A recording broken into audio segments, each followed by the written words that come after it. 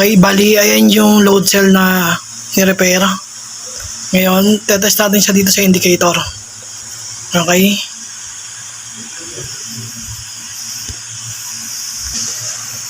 Power on natin, power on. Antay natin mag 0. Okay. So yun, patong natin dito sa load cell na ginawa. Ito 2 kilo, 2.0. Okay. Another 2 kilo, 4.0. Okay.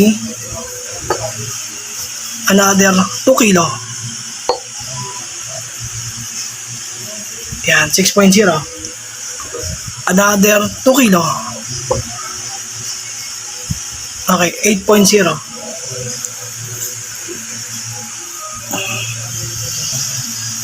Another 2 kilo para maging 10. Yon.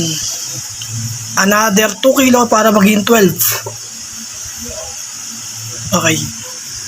So, okay na yung load cell. Pwede na. Hi guys. Update ko lang kayo. Ito yung part 2 dito sa ginawa ko dito sa Indang. Ngayon, ikakabit ko na yung load cell at saka yung monitor. Andito yung mga pyesa, yan.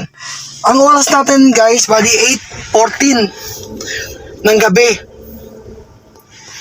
So mamaya update ko kayo kapag nakabit ko, napakita ko sa inyo pag gumagana na siya. Nakantay lang namin yung susundo sa amin kasi medyo madilim.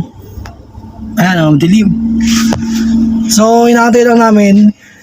Mukhang uulan nga eh. Nakahanda naman yung mga gamit, ayan. Antay na lang namin yung susundo. So yun guys, no. Ayan guys, papunta na kami dun sa farm. Nagdala ako ng flashlight kasi madilim dito.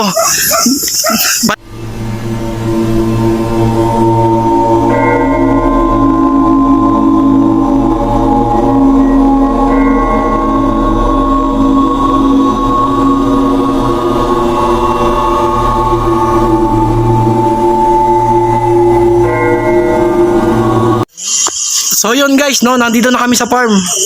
Bali ito yung timbangan, bubuksan po yung generator.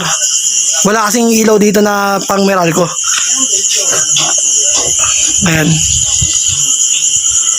Kabit muna namin yung load cell, tapos pag gumana, pakita namin sa inyo.